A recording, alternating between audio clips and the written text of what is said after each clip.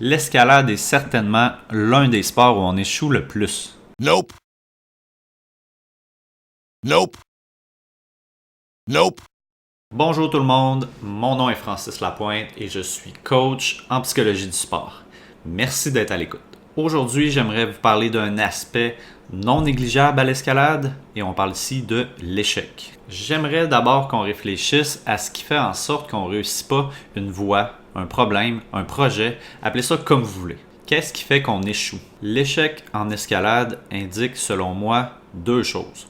Soit on n'a pas encore acquis la compétence nécessaire pour faire le problème, ou encore on n'a pas encore trouvé le bon bêta. Le bêta en escalade, c'est le chemin, c'est le trajet. Et il n'y a pas un seul bêta qui est bon pour absolument tout le monde.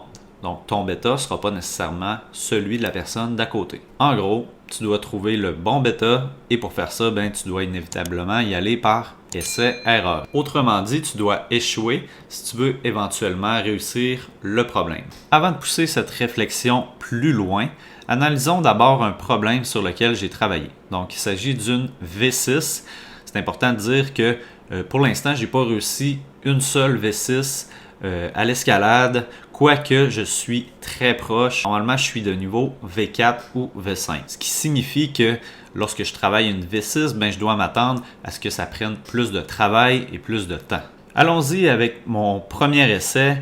Donc, pour le départ, là, je dois avoir les deux mains et les deux jambes sur ce gros volume-là. Le départ, ça se passe bien. C'était pas la première fois que je l'essayais d'ailleurs. La grosse difficulté, c'est ce fameux rond-là où je dois placer l'une de mes deux mains. Il y a une petite prise dans ce rond-là, mais c'est très difficile de tenir. Donc, je dois trouver la bonne façon de placer mon corps pour réussir cette section de ce projet. Pour ce premier essai, je ne me suis pas rendu très loin. À mon deuxième essai, j'ai fait sensiblement la même chose, ce qui est rarement une bonne idée en escalade. On doit essayer des choses différentes. Quoique, j'ai essayé de monter ma main droite rapidement dans le but de ne pas trop rester longtemps là. Ça n'a pas marché. À mon troisième essai, j'ai analysé longuement. Je me suis dit qu'il fallait que je m'y prenne différemment. Et j'ai d'ailleurs trouvé une alternative intéressante. Voyons voir. Comme à l'habitude, je suis d'abord allé avec ma main gauche. Sauf qu'avant de monter ma main droite, mon pied gauche normalement était complètement inutile, donc je ne l'utilisais pas.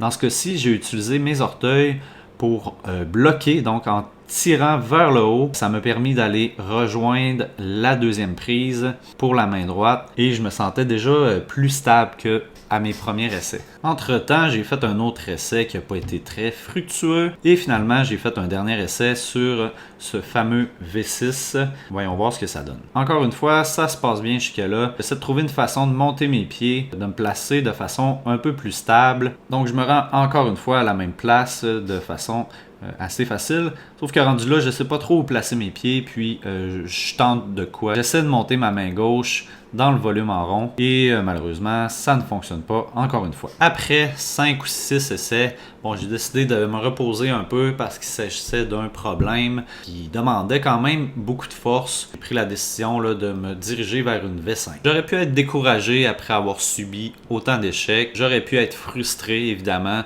de ne pas avoir réussi le problème. Mais cette manière de voir les choses m'aiderait pas à progresser. En fait, je considère même pas ça comme des échecs. Il y a eu quand même une certaine progression.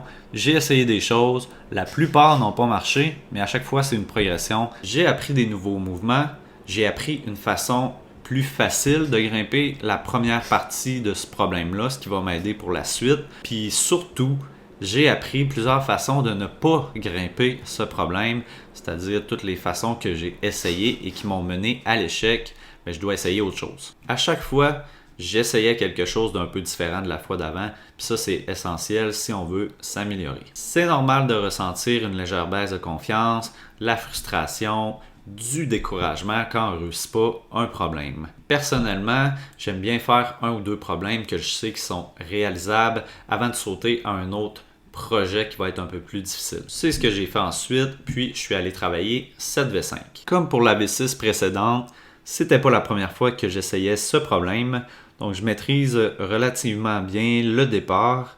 Ça se corse un peu par la suite. Voyons voir. Donc c'est vraiment à partir de cette section-là, je sais que je dois monter mon pied gauche, mais ensuite je me retrouve un peu bloqué Donc je savais pas trop quoi faire. J'ai essayé différentes choses, mais à chaque fois, ça manque de stabilité et finalement, je finis par tomber. Il y a ensuite un gars qui est venu expliquer à son ami comment faire cette V5-là. Je l'écoutais attentivement. J'ai compris un peu mieux comment me rendre sur le deuxième volume en triangle. Il s'agit de monter mon pied droit puis mon pied gauche. Ensuite, c'est relativement facile. Jusque-là, je ne savais plus trop comment monter ma main droite. Je me sentais pas assez stable.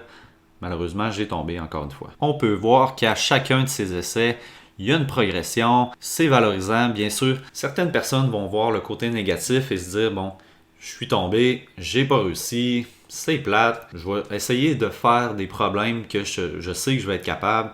Par contre, si tu fais seulement ceux que tu as de la facilité, ben, tu vas rester bloqué, donc tu vas stagner à un certain niveau et tu t'amélioreras pas. J'ai pas encore trouvé la bonne façon pour terminer cette V5-là, mais à chaque essai, je sentais une progression. Quand je tombais, j'essayais d'avoir le sourire parce que, mine de rien, j'avais progressé, je m'étais amélioré. C'était quand même une séance d'escalade où je me suis amélioré. Quand on regarde ça de l'extérieur, on pourrait se dire que j'ai échoué, que j'en ai pas réussi beaucoup cette journée-là. Je me disais même que, étant donné que je filmais, les gens devaient se dire que je devais être déçu de ne pas réussir mes projets parce que je devais filmer pour vouloir montrer mes réussites. Mais en fait, c'était pas le but de cette vidéo-là.